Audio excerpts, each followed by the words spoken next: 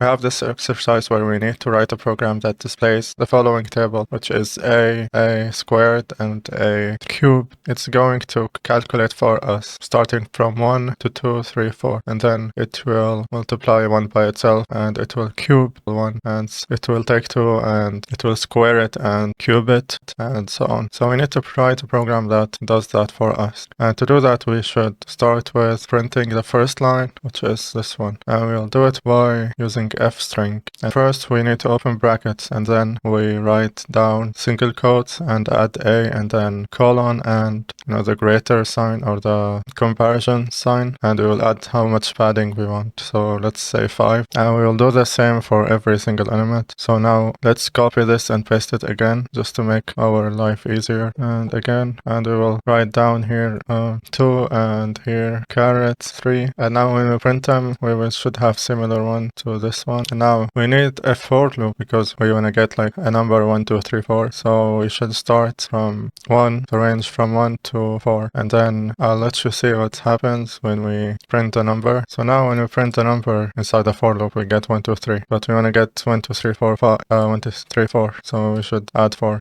And now we have this line right here. And now to write it in a single line, we should add end inside the print, the end parameter, which removes the new line from the print. So now we can print 1, 2, 3, 4, and we can maybe add a space, and then we get 1, 2, 3, 4. Okay, but this won't work for us right now because we need to do something else, something more than that. So we should create a new loop, the same loop that runs multiple times. So now when we run it, we can see it's running 1, 2, 3, 4 times. But we want it to run 3 times only, so we should make it 3 times like that. 1, 2, 3, and 1, 2, 3, 1, 2, 3, 1, 2, 3. Okay, it prints each number. I added an f string so we can see what's happening when we run it. As we can see, I equals 1, x equals 1, I equals 2, x, I equals 1, x equals 2, and I equals 1, x equals 3. So this is very helpful for us because that's what we actually want to do. And we're gonna use the x and I in our print because we're gonna use the x value so we can square I. We can use it as the value for squaring I. And now let's remove x and I and print only the square value of I, which we are going to get now. As you can see, we get all the values, but the print doesn't look